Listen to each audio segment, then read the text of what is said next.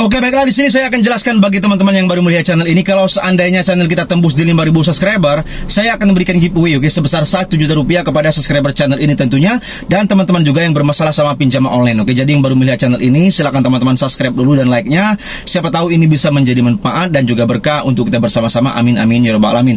Baiklah, langsung kita kembali ke pembahasan teman-teman. Di sini ada pertanyaan dari saudara kita, siapa tahu ini bisa membantu juga bersama-sama, oke. Kita lihat pertanyaannya seperti ini, oke. Mungkin ada pertanyaan juga sama teman-teman, oke. Bang, di sini saya dikatakan bahwa saya melarikan uang perusahaan sama pinjaman online yang resmi OJK. Katanya saya akan dilaporkan ke pihak yang berwajib karena saya melarikan uang perusahaan. Dikatanya saya kasusnya penggelapan. Benar nggak sih Bang seperti itu? Tolong pencerahannya. Oke, kita akan jawab, oke. Dia mengatakan melarikan uang perusahaan. Jadi pelanggarannya dikatakan melanggar hukum pidana, bahwasanya penggelapan. Oke, tidak ada ceritanya teman-teman. Kalau seandainya kita tidak gagal bayar, tidak mampu bayar pinjaman online ataupun telat bayar, gagal bayar, dikatakan melari uang perusahaan. Emangnya kita bekerja di perusahaan? Emangnya kita bendahara di suatu pinjaman online itu? Kan tidak. Kita tidak bekerja di pinjaman online. Kita hanya meminjam ataupun nasabah, oke, meminjam. Hukumnya pinjaman online itu teman-teman perdata, tidak pernah lari ke pidana penipuan ataupun ke penggelapan uang, itu tidak ada ceritanya, oke.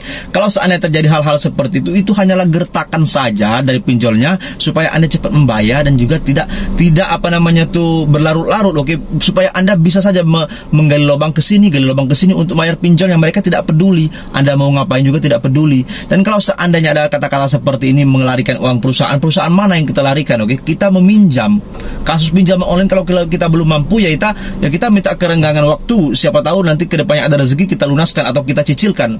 Tidak ada ceritanya kita melarikan uang perusahaan, kecuali kita bekerja di suatu perusahaan pinjol itu, habis itu kita sebagai bendaharanya mungkin, oke, sebagai apanya, adminnya, oke, melarikan uang para nasabah itu wajar, oke, melarikan uang perusahaan ataupun penggelapan. Kalau seandainya kita meminjam uang belum mampu bayar, itu namanya ya hutang piutang, oke, bukan penggelapan ataupun penipuan. Jadi tidak usah khawatir kalau seandainya orang-orang pinjol mengatakan hal-hal seperti itu.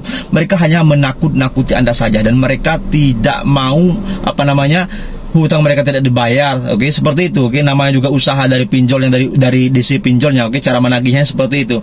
Anda tidak usah terlalu emosi ataupun cemas gara-gara hal-hal mengatakan seperti itu. Mereka bisa mempenjarakan ataupun melaporkan ke pihak berwajib. Itu hanyalah gertakan saja, oke.